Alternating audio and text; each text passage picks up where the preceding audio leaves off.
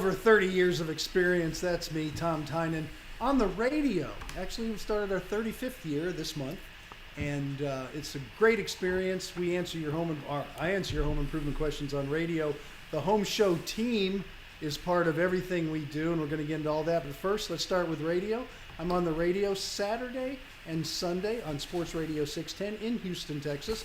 But of course, you can hear the podcast at homeshowradio.com or probably some other places too. But that's all I know about that, except the times, because I have to be there. So Saturdays, it's 9 to 12, and Sundays, 8 to 11. Most of the time, unless the Texans are playing, we got about a half a season or a little more left. And so then usually it's 7 to 9. Or how many we got left? I don't know. Anyway, no, I'm saying I think that you're overestimating how much season there is left in the Texans. Charlie Mosier, who is one of the other half partners. He's the boss man here at Mosier. Yeah, it's me. Takes care of it all, but right. I'm in charge of you the way cat owners are in charge of their pets. I'm like the racehorse, and you own the horse. Hey, don't forget Danny. I'm getting there. And, of course, Danny Milliken back to the radio on Saturdays from 7 to 9. He takes care of your gardening questions and does a fantastic job. So we got you covered when it comes to home improvements inside and outside on Sports Radio 610. And then we're here, of course, with Ask Tom Live that we do on Facebook and YouTube. And Charlie joins me because he has all his computer stuff. He runs everything.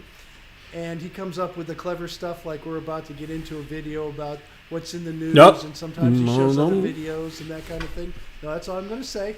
And don't forget to visit homeshowradio.com. Charlie, you can tell everybody about that. Yeah, it's our website at homeshowradio.com, and we love to hear from you when we're doing this. So it's Facebook Live means we're here live, and that means that you can put your questions in the comment section if you're watching on the Home Show YouTube page. Ooh, I am like overdriving my audio here today. I'm sorry about that, folks. I had a little adjustment here. Let me turn that down. There we go. Yes, I really am running the whole thing here.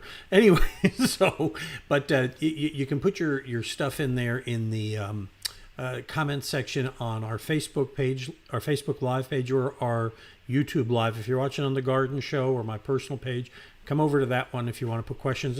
They'll appear here on the screen, and I'll put them up, and Tom will answer them for you. Plus, we'll also get questions from homeshowradio.com. That's where our Ask Tom section is there on our website. There's a blue button there on the home page, and if you click on that, it takes you down to where you can either ask us your question in a video or send it in writing, and you can also send us pictures and all that. That's if you don't want to do it live today, and we have some questions from that. But we also, Tom, have some news. That's right. Yes. Home improvement news from around the world and up your block. It's What's News. And today, a contractor decides to hammer his point home. Yes, she thought she was getting a bathroom, but Sir, please stop. Please stop. Is somebody gonna pay me? It's a contractor confrontation. Not your house to destroy. Caught on camera. The moment a man decided to take matters into his own hands after his company says this contract, quote, went sour. Let me tell you something. No contractor in the state of Colorado will fix that. When they found out I took it back because you refused to pay me. I actually cried about this yet, and I think it just hit me. Amber Truckee says she hired Dream Home Remodels of Colorado for some renovation work inside her home in Colorado Springs. All that work now on the floor. I just kind of shake my head because I'm like, I don't have the words for what happened in this room. Did you sign a contract at all with them? Invoices? Truckee showed us invoices saying she paid more than $3,000 of a $7,500 bill. She says she was waiting to pay it all off until she could make sure she was happy with the work. For the $3,300 I've already paid, I have now nothing. The company claims she signed a contract. They refused to give us any paperwork, saying they would not share private information. They released this statement saying, in part, communication broke down and resulted in our company repossessing a tile shower. It has never happened before and is not something that is made regular practice. On Saturday, Truckee was at work when two workers showed up. Her neighbor started recording. I entered in and I tried to reason with them a little bit. That's not taking back your stuff. It is our stuff. This is how we need to take it back. The damage is done. it goes on from there. But it was interesting, Tom. She asked her, "Did you have a contract?" And then they cut to something else. I'm like, "Was there a contract?" I mean, it seems an interesting case, but I will tell you one thing for sure: she did not hire a home show pro. No, she didn't. And you always want to have a good rapport with your contractors. They aren't someone you can take advantage of, nor should they take advantage of you. You've got to always feel comfortable and make sure that they're a legitimate business. Now, there's three sides to every story, and I've been in the business all my life. There's her side, his side, and then the truth. And somehow it should never have gone to that kind of, two wrongs don't make a right. If she was in the wrong, he comes in and does a wrong. Two wrongs don't make a right. They have other ways of pursuing this. And with a home show pro, of course, if you have to pursue for payment, if that kind of thing, it's not going to be so evasive. I'm sure there'll be some bad feelings, but there's other ways to do business in a professional way. Right. And I think that's where it's kind of like when you lose your temper and you start yelling at somebody, you've lost the argument. And I think when he True. walked in the door with the sledgehammers, he lost the argument. I mean, that was totally matter. Uncalled for as a Right. contractor. No contractor should ever do something like that. You have other ways of receiving your payment. You Right. have lien laws where you can put liens on people's homes. There's a lot of different things as a contractor. And as a homeowner, I would suggest you be in always contact with everybody. And if there's something in doubt, stay in contact. Everybody should feel good. And if you owe somebody money, pay them the money. Don't hold off for whatever reason. But there's always going to, if you don't have a good communication, all kinds of stuff. This goes in life, people. This goes with marriage, with family, with contractors, with car salesmen, with whatever. You've got to always do business as a professional. Yeah, what have we learned here today, kids? All right. If you're looking for home show pros, by the way, some people you can trust, go to homeshowradio.com. That's our website here in the Houston area. Scroll down. We've got them all right there on the homepage. And if you're not sure who you want, but you know what you want, click the Find a Pro button. And we've organized them by category for you so you can find the ones you want. So that is what's in the news this week, Tom. So we get to the questions, and we welcome your questions. Wait for the music to finish. We have to use it. We paid for it. You're We're gonna playing use the it. music. Don't you have the band there? I do. Hey, Phil Music and the boys. They're right over here, just off camera. Yeah, okay. Our first question this week, our first question comes from Tom Ball. That's where Dennis is. He says, I bought a new construction home with foam insulation and on the exterior walls, but the interior walls have no insulation, so sound travels all through the house. And if you're in the bathroom, everyone can hear what you're doing. My question is, since the insulation is sprayed on the inside of the roof, will adding blown insulation in the attic help this, or will I need to have blown-in insulation put in all the interior walls? So I guess this is the time-old question of soundproofing, Tom. It is, and you can insulate everything, and nobody insulates all the interior walls. For someone to do that, it's going to cost a fortune, and you'll get very little results from it. So the answer is no. It'll be quieter than it is now. Probably in some areas. This comes down to design, and when you pick a home, you can't make every room a quiet chamber.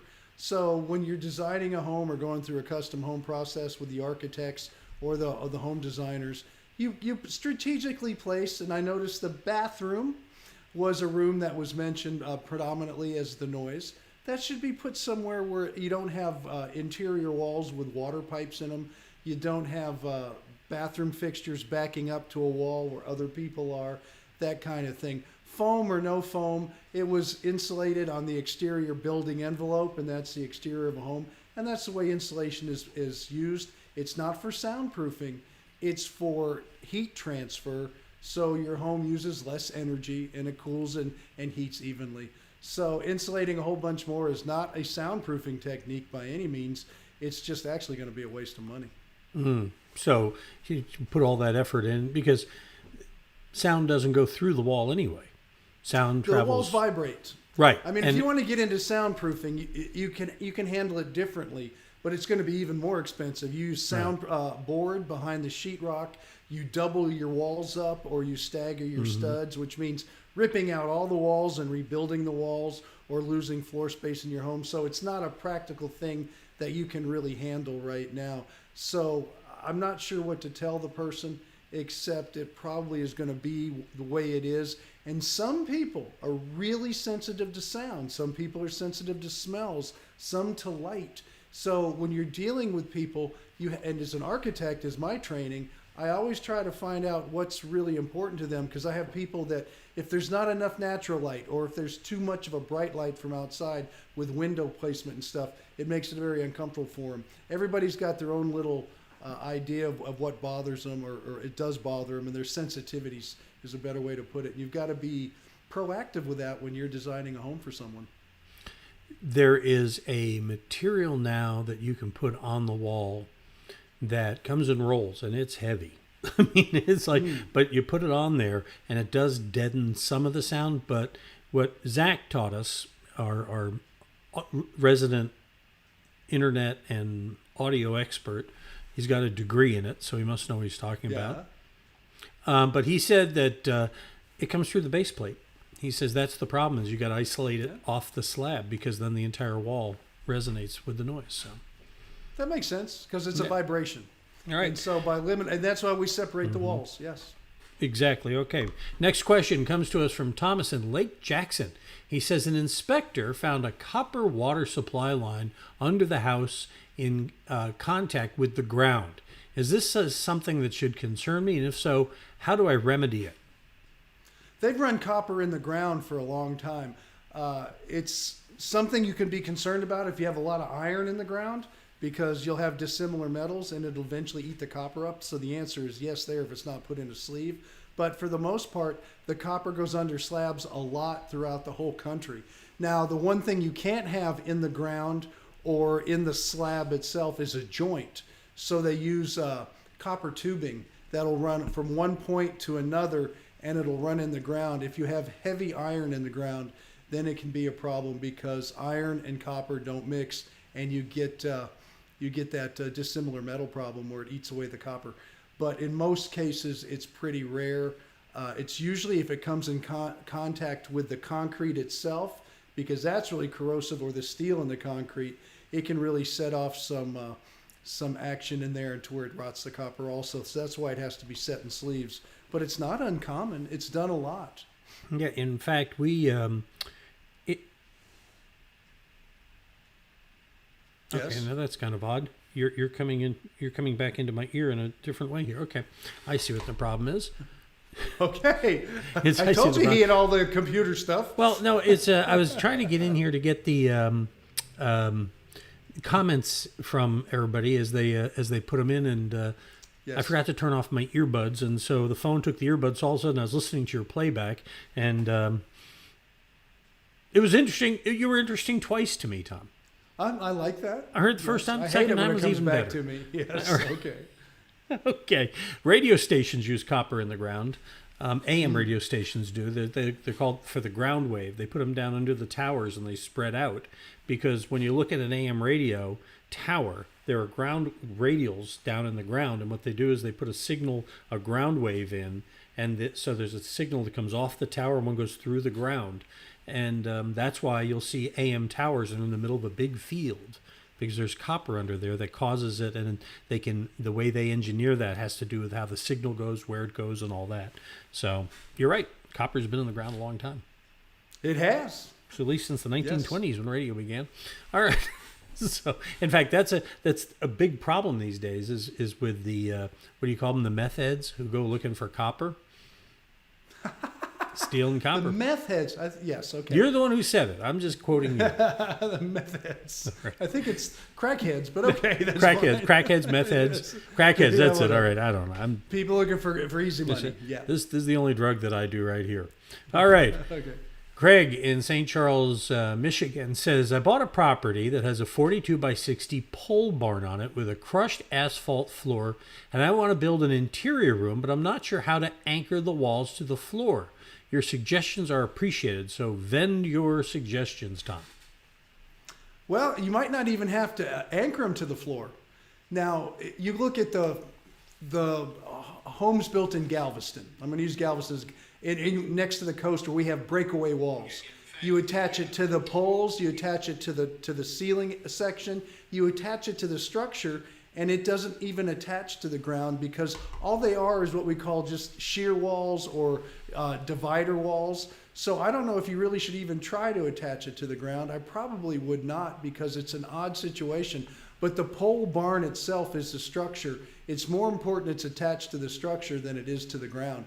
So if you want to just find a way to glue it to the asphalt to hold it in place with some construction adhesive, that's probably all you need to do. But definitely attach it well to the structure itself and consider it a shear wall or a breakaway wall like they do in areas where you have high winds and you want it to break away so it doesn't affect the structure if you have storm surge or something of that nature. Have you been in a project like that where you've done that before, Tom? Have you ever built out the mainly inside on of the space coast? like that? But yeah, you never attach the ground floor walls to the slab. They always are just there, and if anything starts crashing against it, they're supposed to break away, and that way the structure is not like a stilt home will not be affected with the structure on top. So I would just treat it the same way, only because I'm not sure what you're going to do to an asphalt floor in a room. Now, if you were going to pour a concrete pad under there, then you could put anchor bolts and attach it, anchor bolts like you would a slab, step up into the room, make sure you get no water coming in. But if it's high enough with the asphalt and you're going to use the asphalt as a floor, which I don't know what you're going to do in there if it's just storage, I wouldn't even bother. I would just attach it to the structure itself. So when you build this thing out, you're going to actually build a floor that sits on the ground, right? I mean, you're not going to have an asphalt floor in the room. with the pressure treated lumber, and Yeah. you just don't put some anchors in there. If you wanted to try, I don't know what's underneath the asphalt. I just think it would be better just to build the wall there, attach the sides, attach the top, and the bottom isn't going to go anywhere. It's all one big gusset panel that sits in between, and it's a wall. I guess that's about the same way that you would build rooms inside like a Mueller steel building, right? Or would you bolt those walls down inside? Well, usually a steel that's building? a concrete slab, and what they'll do Right. is they won't really bolt them, Charlie. They'll just use a what we call a power hammer. It uses a little 22 shell, and you'll pop a few nails down just so it doesn't kick back and forth if somebody Okay. runs a vacuum into it real hard. But for the most case, if he's doing this, I would just treat it the same way. Construction adhesive underneath the sill plate, just so when it adheres, it won't move a little bit. That's all you have to do. It's not a big deal because in a house, the walls hold up the roof, and if you get an uplift and the walls aren't attached to the floor and the strapping isn't attached to the rafters and so on and so forth, it'll pick everything up. With a pole barn, it's not going to do it because your poles are already down in the ground. They're not coming up. Okay. I think we about covered that one. Yeah. Okay. Keep it simple. Next one comes from Spring, Texas. That's where Gabriel is, Tom. He writes, I'm replacing the AC and furnace in my home that was built in 99, and one company suggested replacing my R4.2 ducts with R6. For a home of 22 years, is that necessary to replace the ductwork, Tom? And I don't have any noticeable leaks, he says. I'm bringing absolute comfort air out for my third estimate this week. He wants your input. Today, the standard in the Houston area is in all South Texas and whatnot. It's R8. That's a starting point. So we're using R8 ductwork now. For the efficiency of it, that's all it is, meeting energy standards and whatnot. If your ductwork is fine, then you can leave it alone. They're going to have to plan for it when they put the system in to make sure you have enough capacity. So, because you're going to lose some, you're actually going to gain some heat in the summertime and lose some heat in the wintertime, which is not a problem for the heater side. But if it's super hot in the attic, then it can be a problem with the R4s. But the standards have just gone up. But if it's performing right, it's a smaller home. It's not a big deal. If you don't want to replace them and everything is in good shape, it's fine. But if it's the old flex duct, that's the old Goodman duct, which was kind of a gray ductwork, and you're putting in a new system, it probably has a limited life. If it's a better quality duct and it's just an R4 point whatever it was, then and you don't want to, you probably get away without it. You just have to have a little more capacity in the system. So I don't know if you save money. I don't know, how much work it would be to replace the ductwork. I don't know if you want to bring your house up to new standards, but R8 today is pretty much the standard in new homes. So even though this guy wants to upgrade his ducts, he's only doing R6. He's really not bringing them up to where. No, that's where not even you would today's recommend them standards. be. It's R8 now. If I was building you a home, it would be R8. Right, because I know when they redid the ducts here in the building, Absolute Comfort Air did ours, by the way, Yep. and it works just fine. They put in R8 ductwork, which It's is an the standard experience. today. Yeah. Right. All right, good. Got one here. Austin has sent one in to us live here, Tom. He says, I live in a 1920s Craftsman bungalow with galvanized steel plumbing. I'd like to remodel the bathroom and kitchen. Should I repipe the whole house before I remodel or during? I don't know if you have to repipe the whole thing at all, but 1920s and you're doing a major remodel, maybe it's time. I mean, we have someone who, a TDT that does, for the houses in the 60s and in the 80s when we had 2 batches of pipe that came in, and not necessarily bad, they can renew it. But if I'm redoing an older house from the 20s, especially a bungalow, which means it's small, it's up off the ground, and you're going to repipe and tear out a whole bunch of walls, you know what? I probably would consider repiping the whole house with the new PEX. So I'm going to tell you, do it all at one time. Do it as you're remodeling it, and have the pipes put in. If you're tearing out the bathroom, do all the demo you're going to do. Have the plumbers come in and do the repiping. And I think it's a good idea to repipe the home. And then when they go back to redo the bathroom and there's some sheetrock and stuff that needs to be repaired throughout the rest of the house, you'll have the crews in there that can do the whole thing. And I think it's probably not a bad idea because that home is 100 years old. So new piping, I think it's due for a lot of new things, not only piping, I'm sure. Sure. I'm sure they're going to upgrade wiring and everything else. And like you said, it's 100 years old. yeah, and when the time to do a project like that is when you got the walls torn open. Perfect time to run the PEX and all that. And now, not all PEX is created equal. I mean, there's different grades of PEX, Tom. So maybe one of the things Austin could use is your advice on which PEX to choose.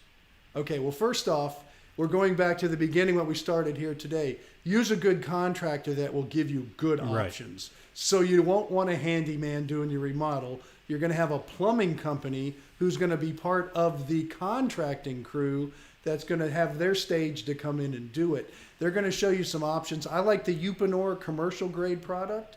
Now, you can talk to an experienced plumber.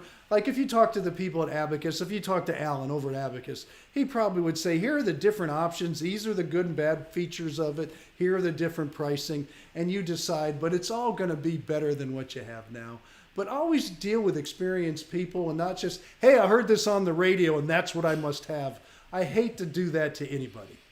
Well, now hold on now.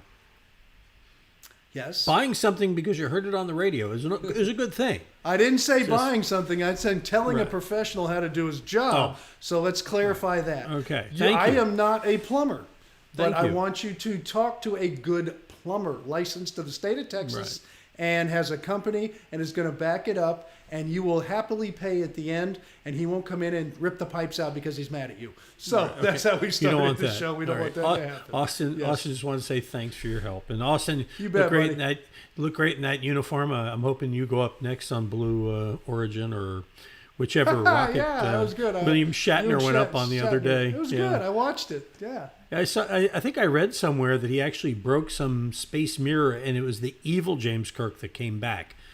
Which you got to be a Star Trekkie to get that one, but okay. All right. Yes. One more question for you here today, Tom. And that comes from Jeffrey in Montrose here in Houston. He says, and I love this, during a recent tropical storm, I was surprised how much my house moved.